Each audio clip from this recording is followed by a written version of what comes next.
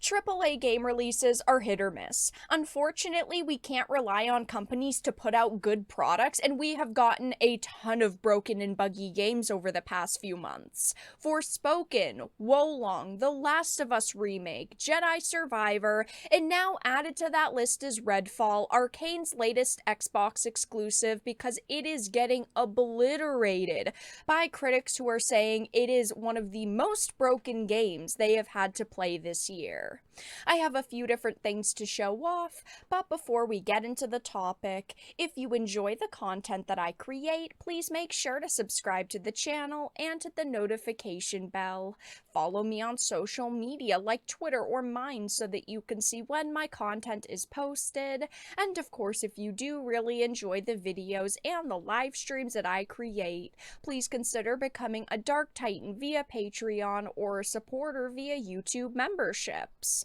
So as you can see on screen, this is a tweet that sums up a lot of the critic reviews, and unfortunately, most of them are not good. Now, Redfall was a game that I was pretty interested in, but I had a lot of worries about it because a few weeks ago, we saw some initial gameplay, specifically from an IGN journalist, and they got absolutely roasted over their terrible gameplay, but a lot of the game did seem to have problems itself aside from the journalist who didn't understand how to play the game. It did seem like a lot of the textures were low resolution, some of the character models didn't look great, and it did seem a little bit worrying, but of course, I waited to fully judge it until I actually saw some gameplay, and now I can confirm it is not going to be a positive release. So heading on over to Metacritic, the game is currently sitting at a 62 based on 18 critic reviews, and I typically do not trust critics, but they didn't have really that much early access to the game. They were able to put their reviews up 12 hours before the release, so it's not like a week or something, and people are playing it and are absolutely destroying it online, but seeing another AAA release be this scrutinized because it is this broken is so disappointing. Now, a lot of the critics are saying it's a okay game at its core.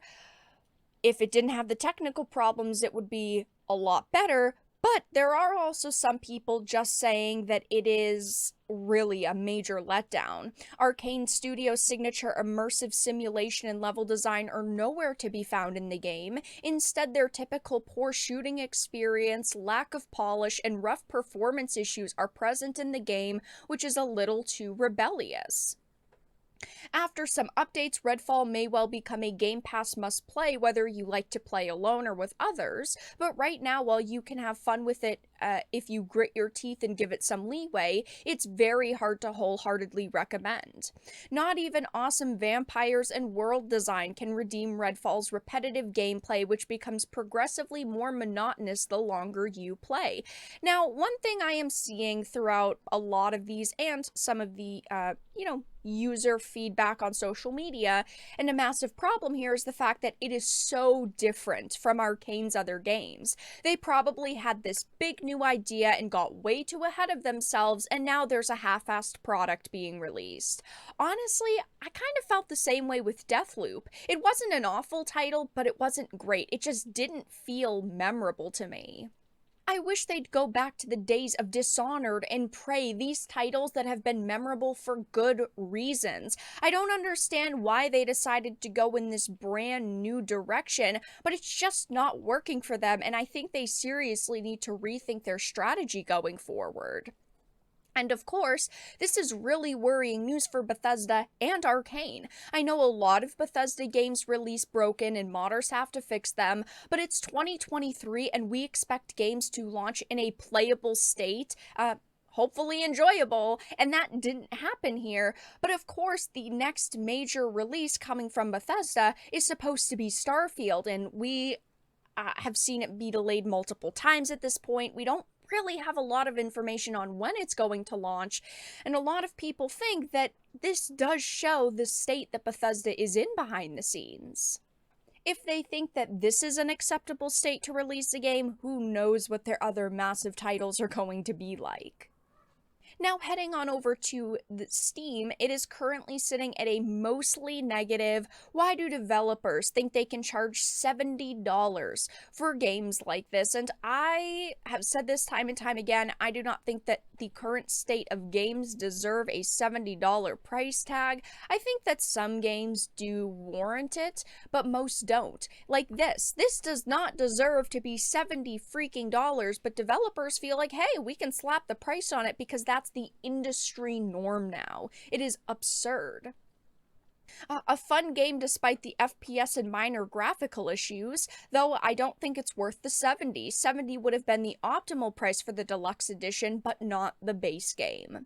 I played and beat the game before any day one patch was up. I don't even know if there was a day one patch. This is also something I'm hearing, that it is extremely short, that you can 100% this game in just a few hours and really, pushing through the content, which is just so disappointing to hear, because the concept of this game didn't seem bad, but the execution was terrible. There are, of course, a lot of pieces of gameplay being posted online like this. A boss fight is occurring and she's not hitting you because her animations are broken. It just is so pathetic that the game launched like this, and unfortunately, it's never going to lose this reputation now. It's something that we've seen happen time and time again. A game releases, it's broken, it is not up to our standards, and even though developers might put in, say, 2 or 2.5 years of time into it, once it's finally at the point it should have launched at, people are over it and it has that awful reputation. There are very few games that have been able to save themselves, one being No Man's Sky. They put years of work into it and it did pay off and people love the game now, but we'll never forget its awful launch. And another title is, Cyberpunk. That was a massive release, so I expected it to kind of win back a positive reputation, but it again has taken them years to get it into a not buggy, broken, awful state.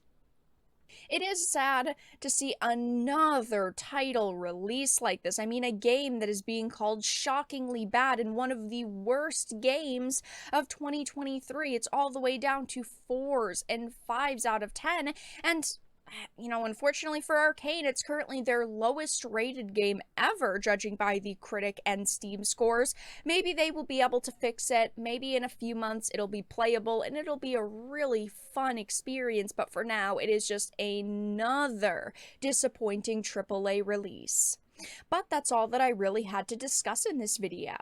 Let everyone know your thoughts in the comment section down below. If you enjoyed this and of course found it important and informative, please make sure to give it a like, share it, and subscribe to the channel. And of course, if you didn't, make sure to give it a dislike. I appreciate your support either way, but I will talk to you all again in the next video really soon.